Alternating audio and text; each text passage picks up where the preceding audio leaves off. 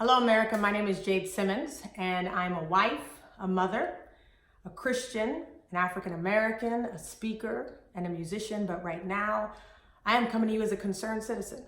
See, a few days ago, I felt led to record a response to the State of the Union address and to the Democratic rebuttal. But what I realized over the last few days is that we as a people have to respond to something that's much bigger than one man.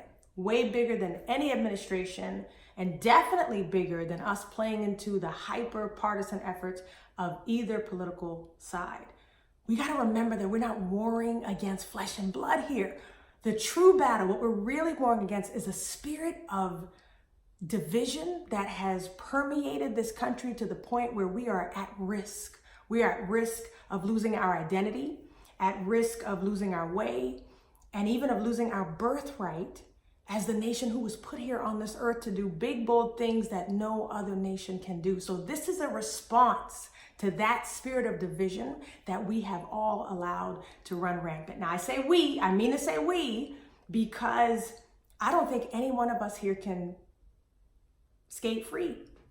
I think that we have all been a part of the problem, but I'm excited to still believe that we are all still part of the solution.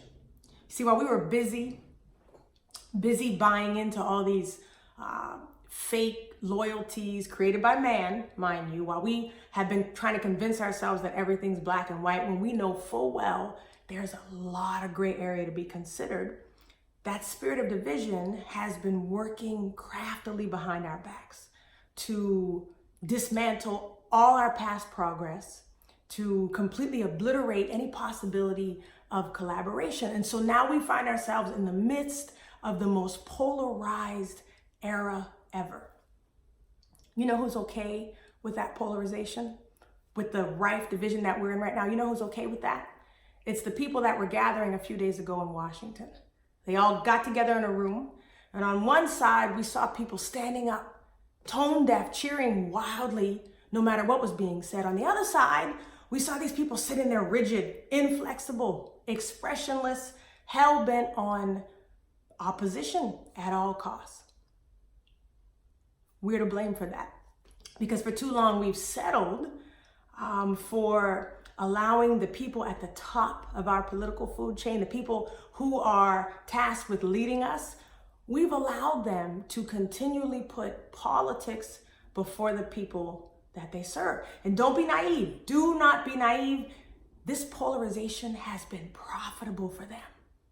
It has been profitable for them, but it's cost us.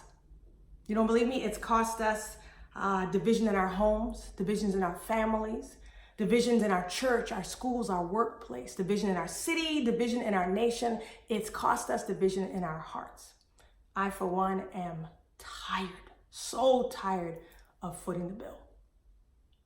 You got to get tired of having your loyalties hijacked. How are you going to tell me that I cannot believe in border security while still daring to care about the people approaching the border? Can I not still continue to speak about them with respect and compassion? To not talk about them as if they're animals, but to see them as they are also children of God, just like me and you. We have to be tired of having our gender hijacked. You can't tell me that I'm not an independent, fierce woman who will fight passionately for the rights of other women while also still believing powerfully and unapologetically in the sanctity of life. Whether you call yourself pro-choice or pro-life, let me tell you, we are all pro-human. And because of that, there is a discussion, a conversation to be had that's not being allowed in this climate. We have to be tired of having our race hijacked. You can't tell me, you can't get me to believe that I can't want to demand justice for all of the black and brown people who've been wrongly killed by law enforcement while still daring to believe in the goodness of the many men and women who risk their lives every day to protect us. You can't convince me that I'm not tough on crime while also wanting to do something about the disproportionate amount of black men behind bars, or wanting to do something about helping people from all walks of life, mind you, who are addicted to drugs in this country.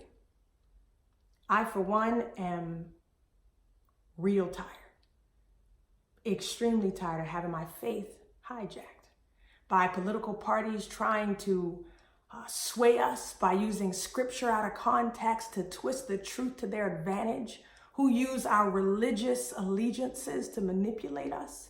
You see, we as Christians, and I count myself amongst that group, we have lost precious moral high ground.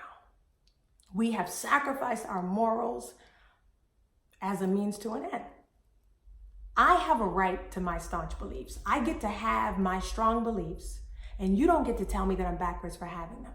But I can have those beliefs and still show genuine love, genuine concern, still care about the welfare of people who believe differently than me. What I'm saying is that we have to be tired. We have to get tired of being forced to choose phony sides of an unnecessary war. Choose you this day whom you will serve was never said about a president or a political party. You see, while we've been obsessing over which side is going to make America great again, I worry that we've made America racist again. We've made America chauvinist again, clueless, corrupt again, downright angry again, and we've definitely made America divided again.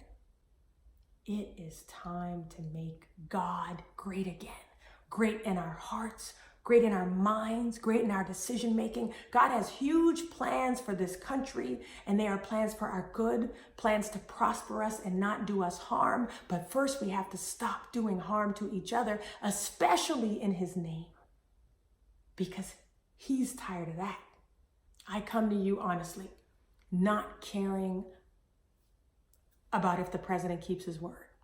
I'm not even worried about whether or not with over 2.5 years of openly stoking division, I'm not even worried about whether or not he's capable of restoring unity, because I feel like the onus of restoring unity is on you. The onus of restoring unity is on me. And I know that I represent countless other people who have felt voiceless and underrepresented. We are a demographic that's not defined solely by our gender or our race. We are a demographic that's defined by being sick and tired. Sick and tired of the division, sick and tired of having to settle for candidates who don't even come close to representing what we truly believe in our hearts. We are sick and tired of being held hostage by two political parties whose motives have clearly and severely been compromised. Let me end by daring you to rebuke this climate of division. Rebuke the spirit of division that has been so masterfully created for us. Refuse to play along. Refuse to toe any party lines. Most importantly, refuse to allow how you treat the next man or woman to be determined by what's going on between politicians who've lost their way. America, we are better than that. We are bigger than that. And I pray that in this short time together, something unifying has been heard, that you have sensed something powerful deposited into your spirit. And I declare right now that the spirit of division must flee, that it will have no power over you. It will not permeate your homes, your families, your churches, your workplaces, your spirit, and it will not permeate your hearts. It will not permeate this city and this nation. I come to you still believing in one nation under God, indivisible. If you believe that indivisibility is a possibility, I am begging you to stand with me. Reject division in all of its forms, all of its shapes and sizes. For those of you who've truly heard me, I thank you in advance for raising your voices too, for daring to believe that with God, all things are possible, including liberty and justice for all. I thank you so much for listening to the end. Thank you, America, for hearing me.